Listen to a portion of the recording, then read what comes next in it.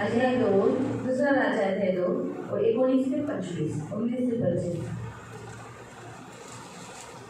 उस नगर के निवासियों ने एलीशा से कहा, देख यह नगर मनभावने स्थान पर बसा है, जैसा मेरा प्रभु देखता है, परंतु पानी बुरा है, भूमि गर्भ गिराने वाला है।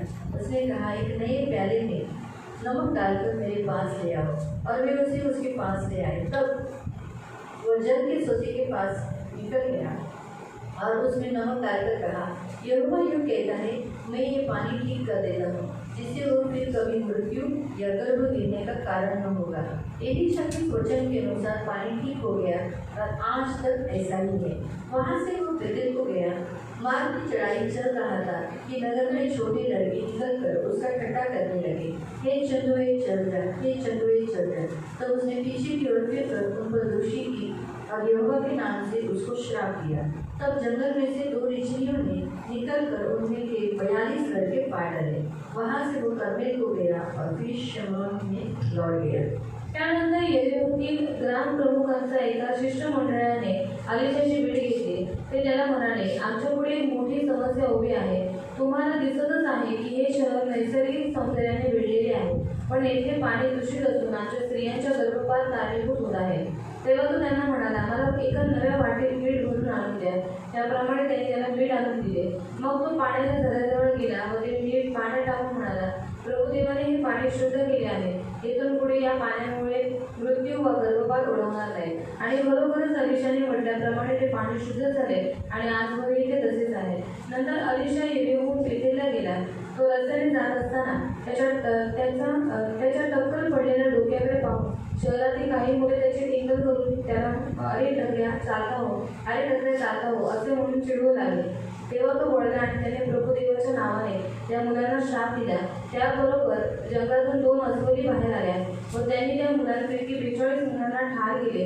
मग तो तेथून निघून कर्मेल डोंगराकडे गेला व तेथून शेवटी शमूनास माघारी गेला। आपण डोळे बंद करून प्रार्थना करू। आंखों को बंद करिए प्रार्थना। तारणारे गोड पवित्र सेनाने श्रीका वचनाची वेळ आम्ही तुझ्या हातात देतो। वचनाच्या द्वारे आम्हाला समजवणारा, शिकवणारा, घडवणारा तू आमचा देव आहे। आम्ही वचन शब्द ऐकण्यासाठी सहाय्य कर। आम्हा सर्वांवर तुझं रक्त लावते, तुझी विपुल दया आशीर्वाद मागते। प्रभू दया करतो, आम्ही वचनाचा लाभा तुझ्या हातात देतो। आम्हाला आज्ञाकारी बनवतो, प्रभू येशूच्या नावाने amen. Praise Lord, hallelujah, hallelujah. आम्ही त्याला एलीशाचे 2 आश्चर्य कामं बघत आहोत। और यहाँ पर हम एलीशा के 2 आश्चर्य कर्मों को देखें। एलीशा जेव्हा देवाने निवडलं, एलीशा को जो परमेश्वर ने चुना, तर प्रियानो तो देवाचा चांगला एक दास बनला। तो वो परमेश्वर का अच्छा दास बना। तो जसा देवाची मंडळी चालवायचा आणि बायबल कॉलेज चालवायचा, और जैसे वो परमेश्वर की कलीसिया मतलब बाइबल कॉलेज को चलाता था, त्याच्याद्वारे अद्भुत कामं होतात और उसके द्वारा अद्भुत काम होते हे हैं। फक्त त्याच लोकांना माहित नव्हतं। और ये बात सिर्फ उन्हीं लोगों को माझे मालूम बायबल है कॉलेजमध्ये शिकवत होते, जो बाइबल कॉलेज में सीख रहे हैं। परंतु आता तो यरीहोमध्ये आलेला। पर अभी वो यरीहो में आया है। यरीहोच्या नगरातील लोकांनाही माहित आहे की तो त्याच्याद्वारे देवाची चांगली कामं होतात। और यरीहो देश के निवासी लोगों को भी मालूम है कि वो परमेश्वर के नाम से उसके द्वारा अद्भुत काम होते हैं। यरीहो हे नगर तुम्ही जोशुआच्या अध्यायात वाचू शकता की देवाने कसं यरीहोच्या नगराचा नायनाट केला। और यरीहो नगर के बारे में हम यहोशू अध्याय में पढ़ सकते हैं कि कैसे परमेश्वर ने यरीहो का नाश किया, त्या भिंतीचा नाश केला और उस दीवार का नाश किया हे यरीहो नगर प्राप्त केलं। और वो यरीहो नगर प्राप्त किया। यरीहो नगराला यहोशूने श्राप दिलेला। और यरीहो नगर को यहोशू ने श्राप दिया। यरीहो नगराचं नावाचा जो अर्थ आहे सुगंधाचे ठिकाण, और यरीहो नगर के छान वास येणारं असं ठिकाण। और यरीहो नगर के नाम का अर्थ है बहुत सुगंध, अच्छी सुगंध देने वाला जगह, पामचे शहर, पाप का शहर, असं म्हणून यरीहो नगरीला गणण्यात येतं। और ऐसा बोल के यरीहो नगर को बोला जाता है। पण अशा ह्या जागेला यहोशूने काय दिला? श्राप दिला। और ऐसी जगह को यहोशू ने श्राप दिया। जो कोणी त्याची नीव घालेल और जो कोई उसका नींव डालेगा त्याचा पहिला मुलगा करेल, उसका पहला बेटा मर जाएगा। आणि जो कोणी त्याच्यावर भिंती आणि पाठं उभं करेल, और जो कोई उसके ऊपर दीवार या फिर फाटक खड़ा त्याचा करेगा छोटा मुलगा मरेल। उसका छोटा बेटा मर जाएगा। राजाच्या पुस्तकामध्ये वाचू शकता की तसं झालं। और राजा के पुस्तक में आप पढ़ सकते हैं कि वैसे ही हुआ। म्हणून ह्या नगराला श्राप दिला होता। और इस नगर को श्राप दिया गया। म्हणून जमीन आणि पाणी श्रापाच्या खाली होते। और इसलिए जमीन और पानी श्राप के चले थे। पण एलीशा जेव्हा त्या नगरात आला, पर जब एलीशा उस नगर में आया, त्या नगरातील लोकांनी सांगितलं की हे नगर खूप चांगलं आहे। और उस नगर के लोगों ने बताया कि नगर बहुत अच्छा है। आणि जसं हे तू पाहतो पण और जैसे तो अभी देख ही रहा है, पण पाणी इकडचं वाईट आहे. पर यहाँ का पानी बुरा है, म्हणून त्याच्यामुळे भूमीला जसे उपज आली पाहिजे तशी उपज येत नाही इसलिए भूमि को जैसे उपज मिलनी चाहिए वैसे उपज आती नहीं है, आणि इकडचा गर्भ पडतो, और यहाँ का गर्भ गिरता है, फळं येत नाही. फल नहीं मिलता, म्हणून मुलांना शोक करावा लागतो. इसलिए बच्चों को शोक करना पड़ता है, बांझपणा आहे ते. और बांझपन यहाँ पर है। म्हणून हे ऐकल्यानंतर और ये सुनने के बाद एलिशाने काय केलं? एलिशा ने क्या किया? एलिशा हा देवाचा चांगला दास आहे. और एलिशा ये अच्छा परमेश्वर का दास है, देवाने एलियाच्या ठिकाणी त्याचं स्थापना केली, त्याला निवडलं. और एलिया के स्थान पर एलिशा को चुना गया। आणि हा एलिशा म्हणाला की एका नवीन भांड्यामध्ये मीठ घेऊन या. और इस एलिशा ने कहा एक नए बर्तन में नमक लेकर आओ, आणि काय झालं? ते मीठ जसं त्या पाण्यात टाकलं, और जैसे वो नमक उस पानी में डाला, पण त्याने एक शब्द बोलला, और उसने शब्द कहा, यहोवा यूं कहता है मैं ये पानी ठीक कर देता हूँ, आणि प्रभु ने म्हणतो हे पाणी मी शुद्ध केले आहे, जिससे आप कभी किसी का मृत्यू या गर्भ गिरने का कारण न होगा. आणि येथून पुढे या पाण्यामुळे मृत्यू व गर्भपात ओढवणार नाही. जसं तो बोलला और जैसे उसने कहा तसंच झालं. वैसे ही हुआ. पहिला चमत्कार त्याने केलं की यरीहोच्या नगरीचा जो श्राप होता तो त्याने देवाच्या नावाने, येशू ख्रिस्ताच्या नावाने तोडला. और पहला चमत्कार उसने किया कि यरीहो नगर के ऊपर जो श्राप था वो उसने परमेश्वर के नाम से, यीशु के नाम से तोड़ दिया. म्हणून तर यरीहोच्या नगरामध्ये आपला प्रभू येशू पण गेला. इसलिए यरीहो नगर में हमारे यीशु मसीह भी गया. यरीहो नगरामध्ये एक आंधळा भीक मागत होता, आठवतं? और यरीहो नगर में एक आदमी भीक आणि मांगता था. आवाज दिला येशूला, मला दाविदाचा पुत्र माझ्यावर दया कर. और उसने परमेश्वर को पुकारा कि दावीद के पुत्र मुझ पर दया आणि आए. येशूने त्याचे डोळे भरे केले, म्हणजे त्या आंधळ्याला डोळे दिले. और यीशु ने उसको आंखें दी. अजून एक यरीहोचा माणूस आहे, और जक्कई. एक यरीहो का मनुष्य वो ही जकरिया. जक्कई सुद्धा तो काय होता? तो कुठला होता?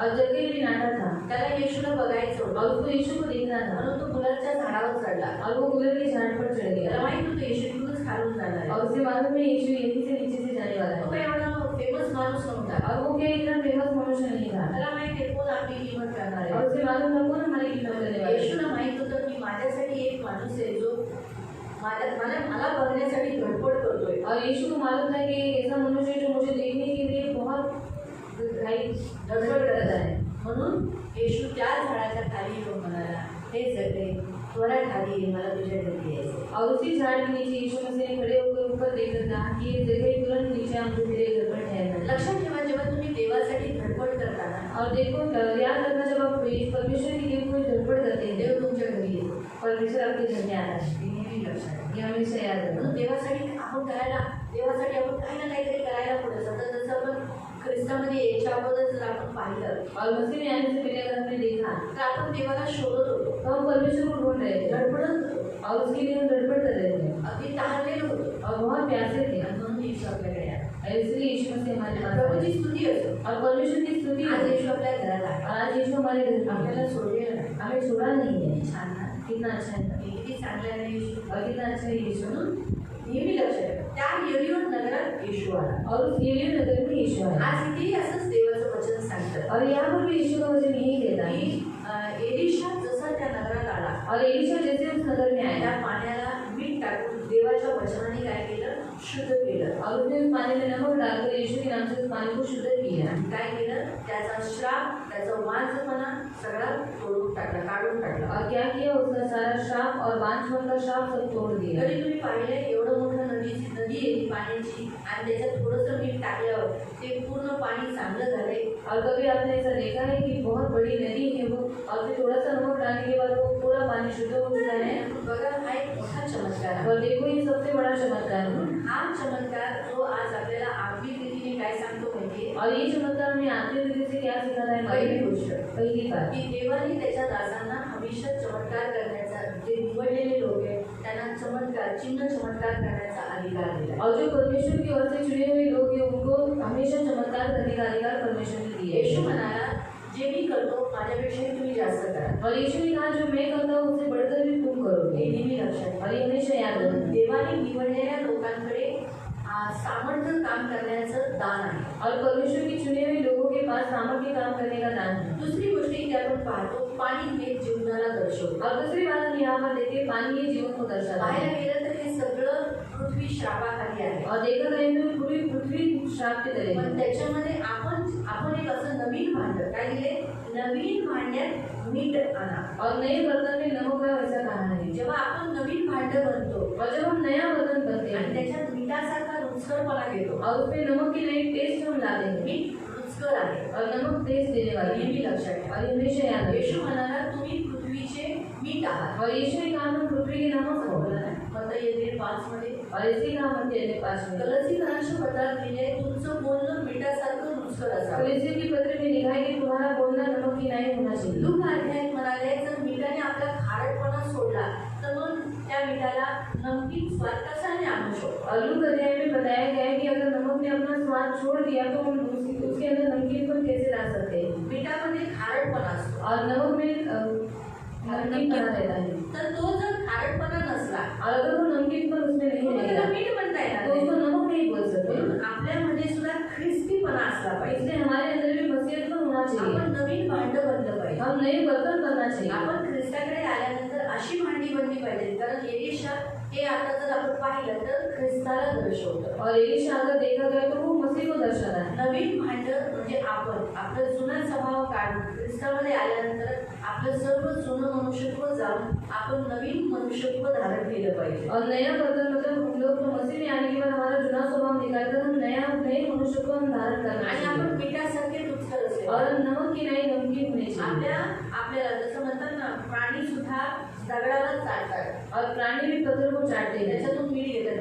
ज्याला मीठ आहे त्याला त्या दगडाला चाटतात. और जिसके अंदर नमक है उस पत्थर को वो प्राणी लोग चाटते हैं। का? कारण त्यांना मिठाची गरज असते. क्यों? क्योंकि उनको नमक की जरूरत है। तसंच या जगामध्ये ख्रिस्ती लोकांची गरज आहे. तो वैसे ही संसार में मसीह लोगों की जरूरत म्हणून है। आपण ख्रिस्ती झाल्यानंतर आपल्यामध्ये ख्रिस्तीपणा असावा. इसलिए हम मसीह होने के बाद हमारे अंदर मसीहत का होना चाहिए। आणि जेव्हा आपण ख्रिस्ती बनतो और जब हम मसीह बनते तर हैं हे जीवन जे वाईट आहे ते निघून जातात, श्राप निघून जातात, सर्व वांझपणा जातो, मृत्यूपणा जातो. तो ये जीवन में जो कुछ बुरा है, श्राप है, बुराई बने वो सब निकल जाता है। मृत्यू जाते, मृत्यू चली गर्भ जाती है बंधन जातं, और बांझपन निकल जाता है, श्राप निघून जातात श्राप निकल जाता है आणि पाणी चांगलं होतं. और पानी अच्छा हो जाता है। तसंच आहे, जेव्हा आपण येशूकडे आल्यानंतर नवीन भांड बनल्यानंतर तो वैसे ही यीशु के पास आने के बाद, नए बर्तन बनने के बाद आणि चांगलं मिठाचं रुचकारपणा और घेतल्यानंतर अच्छा नमकीनपन लाने के बाद तर आपण चांगले पाणी पितो. हम अच्छा पानी बन जाते आपलं हैं। लाईफ चांगलं होतं. हमारा जीवन अच्छा बनता है, आपल्यासाठी सुद्धा हमारे लिए भी आणि दुसऱ्यांसाठी. और दूसरों के लिए। कारण ते पाणी जेव्हा चांगलं झालं तर काय एलिशा आणि त्याची लोक तीच लोक पिणार होते का? तो वो पानी अच्छा होने के बाद सिर्फ एलिशा और वो जितने लोग वहाँ पर थे वही लोग पीने वाले थे क्या? सगळे पिणार होते सब ना? लोग पीने वाले त्या थे। गावातली लोक पिणार होते. उस गांव के लोग पीने वाले थे। तसंच आपला फायदा ख्रिस्तीपणा आपण इथे झाल्यानंतर लोकांना त्याचा फायदा झाला पाहिजे. आपल्या ख्रिस्तीपणाचा फायदा लोकांना झाला पाहिजे. और हमारे मसीहतपन का फायदा लोगों को होना चाहिए। आपला ख्रिस्तीपणा लोकांना दिसला पाहिजे. हमारे मसीहतपन लोगों को दिखना चाहिए। नक्की पडलं. म्हणून प्रियानो, एलिशाच्या द्वारे हा जो चमत्कार आत्मिक रीतीने आपल्याला असा शिकवतो. इसलिए एलिशा के द्वारा ये चमत्कार आत्मिक रीति से परमेश्वर में इसी रीति से सिखाता है। दुसरी गोष्ट 23 पासून और दूसरी बात ये है अजून त्याच्यात एक अजून आहे की जेव्हा देव एखादी गोष्ट बोलतो तर तसाच करतो. और उसमें और एक है कि जब परमेश्वर कुछ एक बात बोल देता है वो वैसे ही करता जसं है। इथे लिहिलंय, यहोवा यूं कहता है, मैंने इस पाणी को ठीक कर दिया है. और प्रभु देवाने हे पाणी शुद्ध केले आहे असं तो म्हणतो। पण देवाच्या शब्दात ताकद आहे. और परमेश्वर की शब्द में ताकत है। देव जेव्हा एखादं वचन तुम्हाला देतो त्याला पकडून ठेवा. और परमेश्वर जब आपको कुछ एक वचन देता है तो उसे पकड़ कर रखो। तर एलिशाच्या मुखाच्या द्वारे जे वचन त्याने देवाच्या नावाने बोलला तसंच झालं. और एलिशा ने अपने मुख के द्वारा जो परमेश्वर का वचन बोला वैसे ही हुआ। हे नेहमी लक्षात ठेवा. और ये हमेशा याद रखो। देवाचं वचन जेव्हा देवाचे दास तुम्हाला देतात, और जब परमेश्वर का वचन परमेश्वर का दास जब आपको देता तुझ्या है, जीवनात असं होईल, तेरे जीवन में ऐसा तुझ्या होगा, जीवनात असं होणार तेरे आहे. जीवन में ऐसे ऐसे होने वाला है। नको तुझ्या घरातले सगळी लोक येतील. और डर मन तेरे घर के सारे लोग आएंगे। कारण होईलच. उद्धार होगा हे ही। गोष्ट पकडून ठेवा. और उन बात को पकड़ कर हे रखो। नक्की होणार. वो जरूर होगा।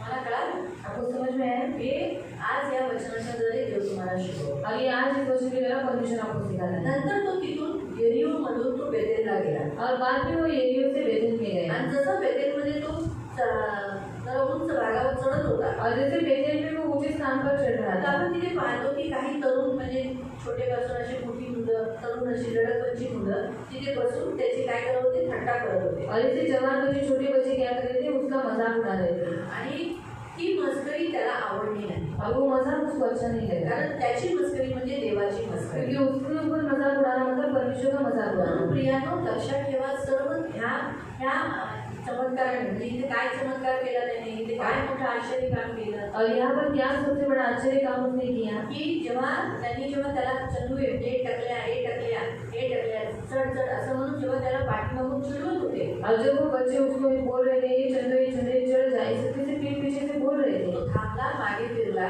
और वो रुका, वो पीछे मुड़ा, त्यांच्याकडे बघून उनकी ओर देख देवाच्या नावाने त्यांना श्राप दिला. परमेश्वर के नाम से उनको श्राप दिया. 24 वचनात वाचू शकता. 24 वचन में आप पढ़ सकते फक्त हैं. 2 अस्विनी जंगलातून आल्या सिर्फ 2 रिचनियाँ जंगल में से आई 42 मुलांना फाडून दिला. और 42 बच्चों को फाड़ खाया. कितना 42 फक्त 2 रेचने म्हणजे 2 अस्वरी. सिर्फ 2 रिचनियाँ. आपण कधी कधी विचार करू की अरे बापरे, असं कसं केलं ना, हा तो देवाचा दास आहे, त्याने मुलांना नाही मारलं पाहिजे होतं ना. और हम सोचेंगे ये तो परमेश्वर का दास है, इसलिए बच्चों को नहीं मारना चाहिए था.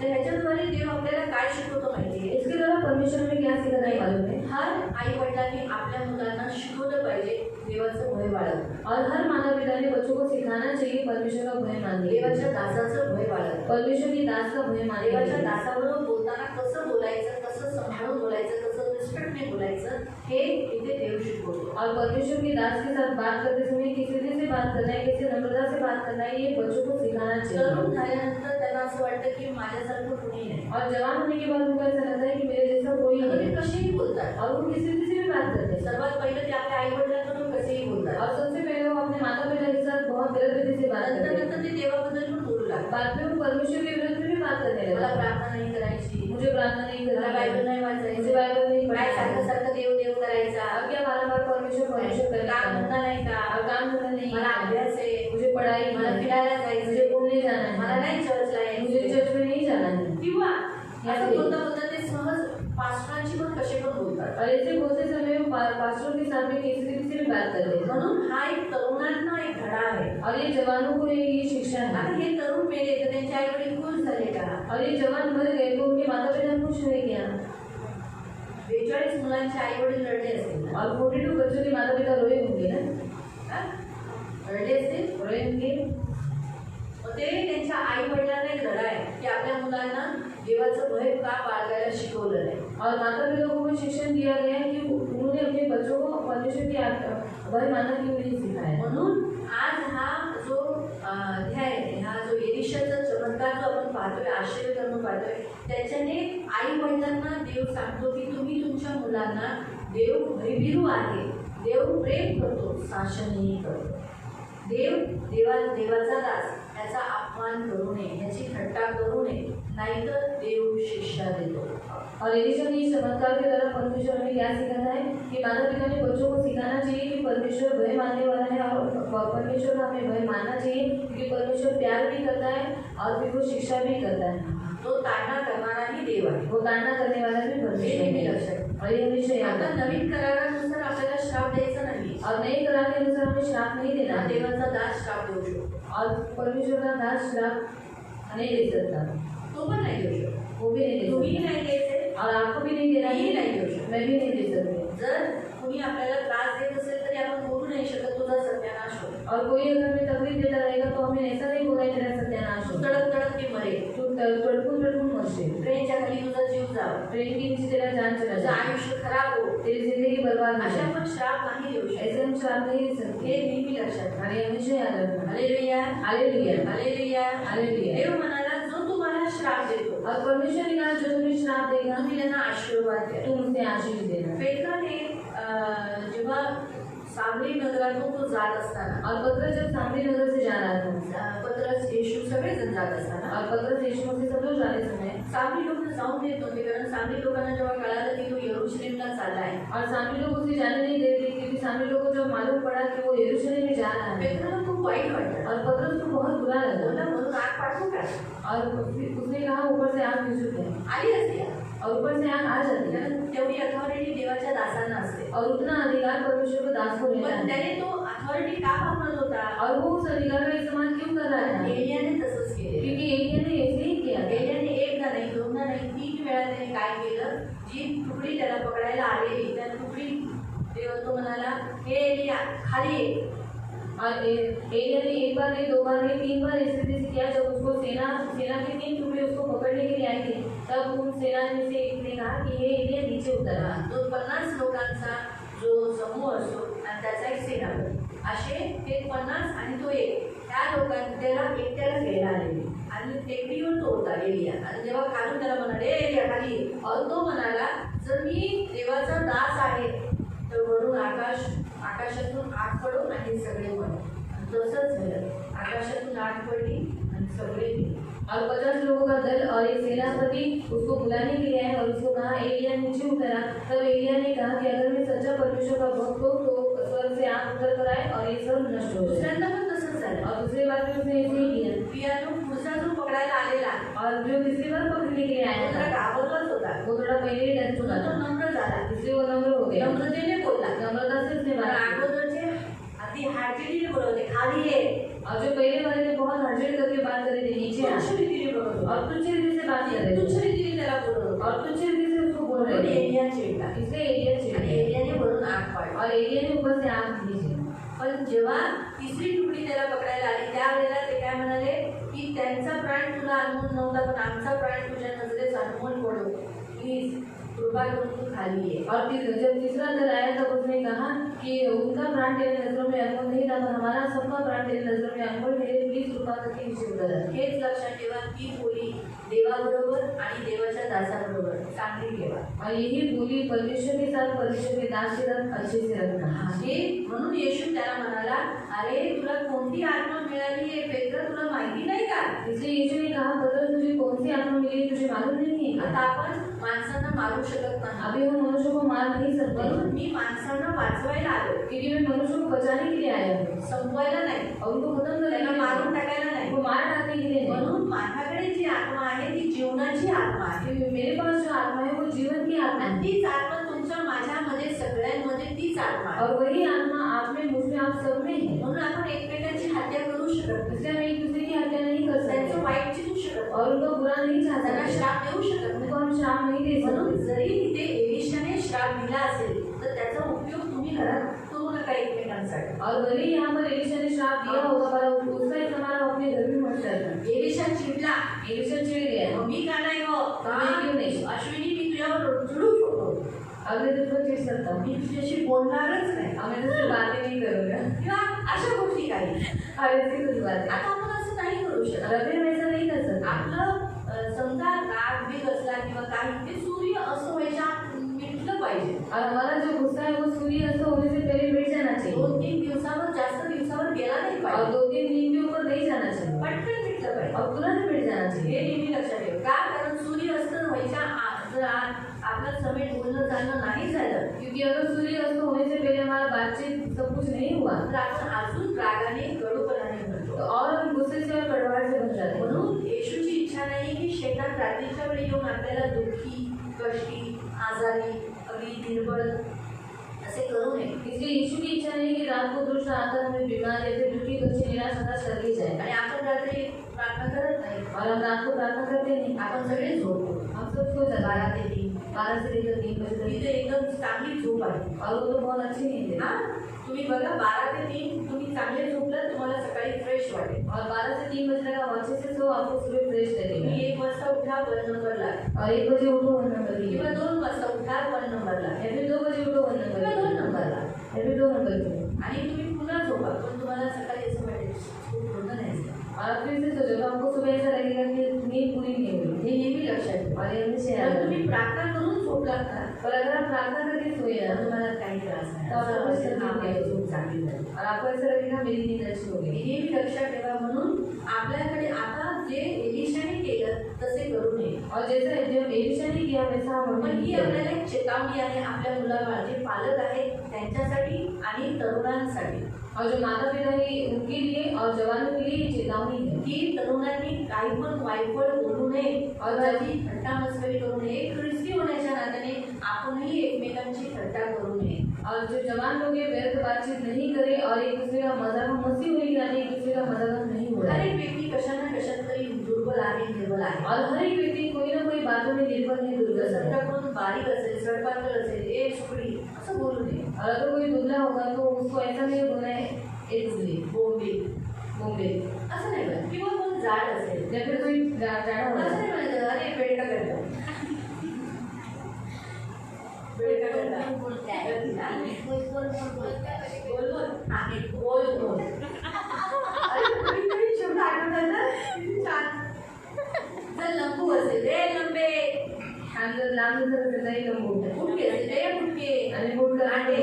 नाटे प्रत्येक गोष्टीत काही ना केस कमी असले और किसी को अगर बाल कम रहेंगे टकलं बोलतो रे टकल्या. तो हम टकर बोलते हैं। आपण एक ख्रिस्ती आहोत. आपण एकमेकांना चिडवू नये किंवा थट्टा करू नये. और हम मसीह हैं तो हम एक दूसरे को मजाक नहीं उड़ा सकते। शायद आपल्या घरात कोणतरी वीक असेल अभ्यासात और शायद हमारे घर में कोई पढ़ाई में निर्भर है कामामध्ये काम में निर्भर किंवा है कोणत्या दुसऱ्या गोष्टीत या फिर कमजोर दूसरे असेल. किसी बातों में निर्भर है त्याचा फायदा उचलून त्याची मस्करी थट्टा करू नये. तो उसका फायदा उठाकर हम उसका मजाक नहीं कारण करें आपण आता सगळे ख्रिस्ती आहोत क्योंकि अगर हम सब आणि मसीह हैं आपल्यामध्ये येशू आहे. और हमें यीशु है आपण एकमेकांची थट्टा करतो म्हणजे देवाची करतो. हम एक दूसरे का मजाक उड़ाते मतलब परमेश्वर का मजाक उड़ाते किंवा हैं। समजा उदाहरणार्थ कोणत्या तरी बाईला सोडलेला आहे आणि आपण तिची मस्करी करतो और किसी स्त्री को छोड़ दिया गया है और हम उसका मजाक उड़ाते हैं तुच्छ लेतो तुच्छ लेते हैं एकदम खाली पाहतो. और उसको बहुत नीचे देखते हैं तर ते पण करू नये. और वैसा भी नहीं मी करना। तुम्हाला आजची माझी एक साक्ष सांगते. और आज की मेरी गवाही बताती हूँ। मी आपल्या मंडळीतल्या एका मुलीला लग्नासाठी नकार केला होता. और हमारे चर्च में एक लड़की को शादी के लिए इनकार किया गया था त्या मुलाने त्याच्या फॅमिलीने और उस लड़के ने और उसकी फैमिली ने उमर बहुत होती वय खूप झाल्यानंतर त्याचं लग्न झालं और उम्र बहुत होने के बाद उसकी शादी हो गई आणि पण आपल्याही मुलीचं लग्न झालं. और हमारी लड़की की भी शादी हो गई पण तिच्या फॅमिली गडबडीमध्ये फॅमिलीच्या त्रासीमध्ये ज्या मुलाच्या फॅमिली तिला तुच्छ बघत होते और उसकी फैमिली की गड़बड़ के कारण जो लड़की की जो फैमिली थी जो उसे तुच्छ देख रही ते आपल्या थी चर्चमध्ये नाही आहे. वो हमारे चर्च आपल्या में चर्चचा नाही लड़का हमारी चर्चा नहीं है बाहेरच्या चर्चा. बाहर की चर्चा है तर तुच्छ बघत होते. और उसे तुच्छ देख रहे थे। आज मला कळालं तो आज मुझे मालूम पड़ा ज्या सासूने नकार दिला होता और जिस सास ने इनकार किया था ती बोलत होती कसली माझी सून मला सोडून गेली. और वो बोल रही थी कैसी मेरी बहू है जो मुझे छोड़कर चली गई। मला विचार केला बघितलं मी तुच्छ बघितलेलं आपल्या मुलीला तुझ्या मुलीला करून. और मैंने मन में सोचा है कि परमेश्वर तेरी बेटी को इसने तुच्छ जाना था।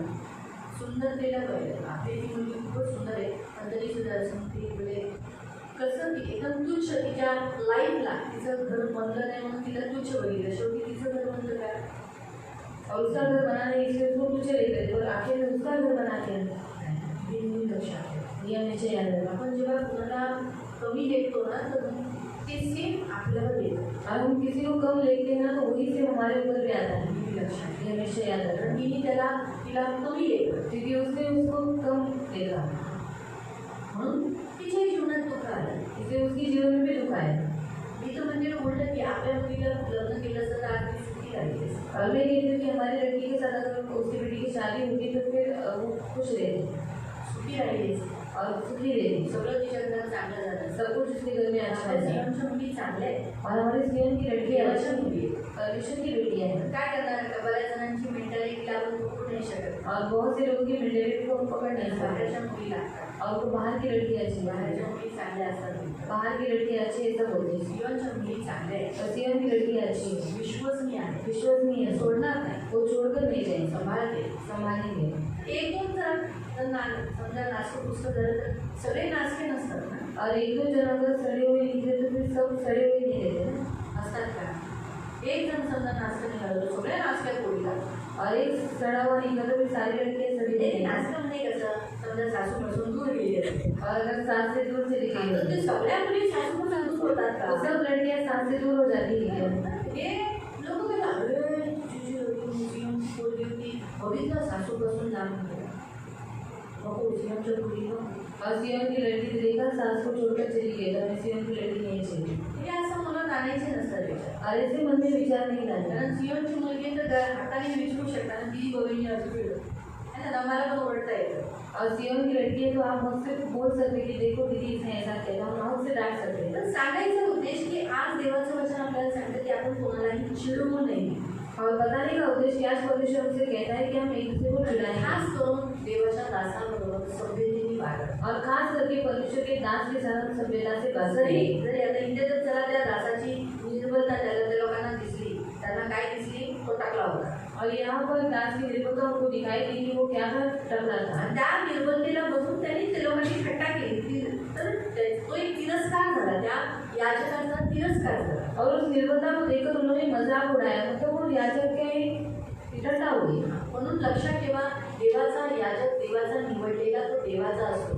त्याच्यामुळे कधी त्याची थट्टा किंवा त्याची निर्बलता त्याचा दुर्बलता काही असलं तरीही तिथं म्हणतात ना त्याच्यावर तुम्ही दोष नाही लावू शकत. और परमेश्वर का याजक परमेश्वर की ओर से चुना हुआ रहता है, तो उसकी निर्भरता के ऊपर आप मजाक नहीं उड़ा सकते, दोष नहीं लगा सकते, तिरस्कार करू शकत नाही. आप उसका तिरस्कार नहीं कर हे सकते। नेहमी लक्षात ठेवा. ये हमेशा याद रखना। कारण देवाने निवडलेले मी सांगते ना आज या जगात खूप सारे देवाचे दास आहेत. और आज इस संसार में बहुत सारे परमेश्वर के दास हैं, शायद ते वेदीवर राहताना चुका पण करत असतात. और शायद वेदी के ऊपर खड़े रहते समय वो गलतियां भी करते होंगे। मी म्हणते ना मी नाही असं म्हणत नाही. और मैं नहीं ऐसा नहीं बोलती, मी पण असेल. और मैं भी हूँ, मी म्हणत नाही की दुसरे मी पण असेल. और मैं भी मी हूँ, पण करते मैं भी करती आणि तेही करतात. हूँ, और वो भी करते हैं। पण त्यावेळेला देव आम्हाला क्षमा करतो. और उस समय परमेश्वर में क्षमा करता है। याजकांचं असं असतं जेव्हा वेदीवर उभं असताना तेव्हा ते देवाची सेवा करतात आणि त्यांच्याकडून जेव्हा चुका होतात त्यावेळेला देव त्यांना क्षमा करतो. त्या चुकांबद्दल त्यांना मारत नाही, त्यांना त्यावेळेला त्यांना सांभाळून घेतो. कारण त्यावेळेला ते देवाचे प्रतिनिधित्व करत असतात. और याजक जब वेदी के ऊपर रहते हैं और उनसे कुछ गलतियां हो जाती है तो उस समय परमेश्वर उनको क्षमा करता है।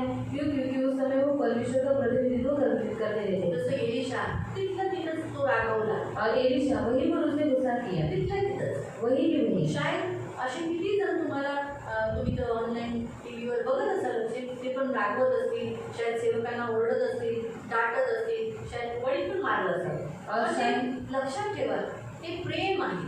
आपल्या ज्याला आपण प्रेम करतो जसं त्यालाच आपण मारतो ना. चुका केल्या ते करू नये म्हणून त्यासाठी ते मारलं असेल. हे नेहमी लक्षात ठेवायचं. और जिसे हम प्यार करते हैं उसी को मारते हैं, उसी को डांटते हैं। हे नेहमी लक्षात ठेवा. और ये हमेशा याद आणि रखें। माझं असं म्हणणं आहे जेव्हा तुम्ही पालकांना पास्टरांना तुम्ही वडिलांचं आईचं स्थान देता और जब आप अपने पास्टरों को माता पिता का स्थान देते हैं तर मग त्यांना तो अथॉरिटी पण द्या कान पिळण्याचा मारण्याचा. तो उनको वो अधिकार भी दो कान रोड़ने का और मारने का। फक्त हा हो हो तुम्ही आमचे आई वडील हो हो तुमच्या जरा आई वडिलांनी काय बोललं हा असं कसं बोललं असं नाही झालं. और आप बोलते हैं कि वो हमारे पास्टर जो हमारे माता पिता हैं और फिर उन्होंने थोड़ा सा आपको डांट दिया तो आप बोलते हैं हाँ ऐसे कैसे बोला उन्होंने। हे नाही हे सहन आलं पाहिजे कारण पालकांना तो अथॉरिटी आहे तुम्हाला ओरडण्याचा. और पास्टरों को वो अधिकार है आपको डांटने का। पौरुष म्हणतो मी काठी घेऊन येऊ का, और पौलुस कहते हैं मैं काठी लेकर तुला आऊंगा काठीने मारू का. और मैं तुम्हें काठी से मारू क्या? करंदी लोकांना म्हणाला करेंगे भी लोगों को काठी काठीने मारू का तुम्हाला कारण ते चुका करत होते. और काठी से मारू क्या तुम्हें, क्योंकि वो गलतियां कर रहे थे। तो ते अथॉरिटी आहे. और अधिकार है बालकांना मंडळी देणाऱ्या लोकांना ओरडणं, त्यांना शिस्त लावणं, त्यांच्या चुका दाखवणं, त्यांना समजवताना शायद ते रागाने बोलतील सुद्धा. और कलीसिया में आने वाले लोगों को उनको डांटना, उनको शिक्षा देना और फिर अगर उनको बोलते बोलते कभी कभी गुस्से से बोल भी देंगे। हां जर आता मी पण तुमच्या जर समजा तुमच्या चुका काढल्या नाही और अगर मैंने आपकी गलतियां निकाली नहीं मागे फिराल तो आप तुम्ही चढ़ मागे जाओगे, जाल, आप भी चढ़ माझा जाओगे, एक आत्मा जाईल, मेरा एक आत्मा जाएगा, दान दशम जाईल. दान दशम जाएगा। असं म्हणून केलं तर देवाची सेवा नाही होऊ शकत. और ऐसा करके किया तो परमेश्वर की सेवा नहीं हो तुम्ही जर सकती। उशिरा येता तर मला बोलणंच पाहिजे की बाबा तुम्ही चर्चला येतो उशिरा येतो हे चांगलं नाही. और आप अगर लेट आते तो मुझे बोलना ही चाहिए कि तू लेट आता है ये अच्छा तू नहीं है। 3 आठवडे झाले चर्चला आला नाही तू काय करतो हे मला बोललंच पाहिजे. और तू 3 हफ्ता हुआ चर्च में आए हैं तो क्या कर रही है मुझे बोलना ही चाहिए। पैसे मोठे तर देव मोठा आहे. पैसा बड़ा है कि परमेश्वर बड़ा म्हणून है। मी काही जणांना फोन फोन लावून विचारते का चर्चला आला नाही. इसलिए कुछ लोगों को मैं फोन लगाकर पूछती हूँ चर्च में क्यों नहीं आया. नाही तर प्रभू मला विचारेल नहीं तो प्रभु मुझे पूछेगा तू का नाही फोन लावला, तूने क्यों नहीं का नाही लगाया, विचारलं. तूने क्यों नहीं पूछा. म्हणून आम्हाला फोन लावावा और इसलिए हमें फोन लगाना पड़ता कधी है, रागवावं लागतं, कभी गुस्सा करना पड़ता बोलावं है, लागतं. रागवल्यावरच येतात. और गुस्सा करने के बाद ही वो लगाते हैं. मुलांना बघा तुम्ही प्रेमाने बोला जरा पुढे बाळा नको करडे, और बच्चों को प्यार से बोलो बेटा मत करना, बाळा नको करडे, बेटा मत करना, मुली तू कर मार. फिर भी वो करेगा. जेव्हा तुम्ही एक चपाट मारता और जब हम उसे मारते हैं चपाटा त्याला म्हणतात, और जैसे चार चपाट्या म्हणतात दबाना तो लगेच ते बाळ बरोबर आहे, करेक्ट आहे ना. म्हणून तसेच आपण पण आहे. और वैसे हम लोग भी हैं. आम्ही तुम्हाला प्रेमाने घेतो जाऊ दे होईल होईल होईल नंतर मग झपाटा द्यावा लागतो. आज फिर हम आपको प्यार से समझाते हैं कि होगा होगा पर फिर आपको फिर मारना पड़ता है, मग बोलावं लागतं फिर बोलना पड़ता है. आणि ते नाही झालं और वो भी नहीं झपाटा हुआ, खाऊन सुद्धा चेंज नाही होत. मार खाकर भी चेंज नहीं आम्ही हुआ. देवाला म्हणतो आता तू मार, और फिर हम परमेश्वर को बोलते हैं अभी तू मार. मग नुकसान व्हायला लागतं घरात. फिर घर का नुकसान होने लगता है, बऱ्याच गोष्टी होतात. बहुत सारी बातें होती हैं. म्हणून प्रियानो आज सांगण्याचा उद्देश हाच आहे की इथे जे एडिशन आहे त्या मुलांना 42 मुलांची वेचणीच्या हातात दिलं, श्राप दिला, तो विनाकारणचा नाही दिला. त्याच्यावर देव आपल्याला काय शिकवतो की बाळकांना आदर द्या.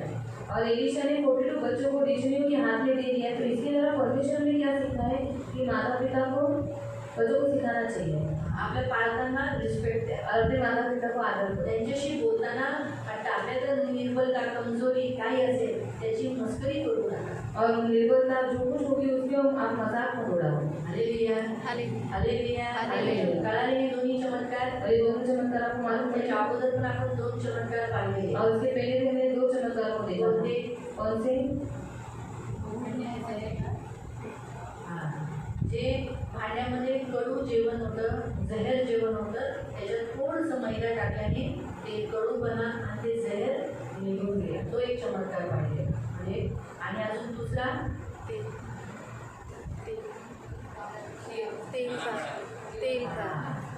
फक्त 20 भाकरीवर 100 माणसांना जेवण दिलं. और 20 रोटी पर 100 लोगों को खाना खिलाया. राहिलेच होता. और वो बच भी गए. हे 2 आणि ते 2 किती झाले? वो 2 और ये 2 कितने हो गए? 4. आणि बप्तिस्माचं शिकवण देताना 5वा शिकवलेला नामानने जर्दन नदीमध्ये डुबकी घेतली. म्हणजे हा 5वा चमत्कार कोड त्याचा केला. और बपतिस्मा को शिक्षण देते समय सिखाया था कि नामन कोड़ी के बारे में उसने यर्दन नदी में डुबकी लगाई और उसका कोड़ चला गया. एलिशाचे किती चमत्कार झाले? एलिशा के कितने चमत्कार हुए? आतापर्यंत 5. अभी तक 5. कारण आपण त्याच्या पुढचं चमत्कार पुढच्या सोमवारी. और सामने चमत्कार हम अगले सोमवार को देखेंगे. डोळे बंद करून प्रार्थना. हम आंखों को बंद करेंगे, हम प्रार्थना करेंगे. पवित्र करुणामय प्रेमी पिता प्रभु यीशु के मीठे सामर्थ्य नाम से आपके चरणों के पास आए.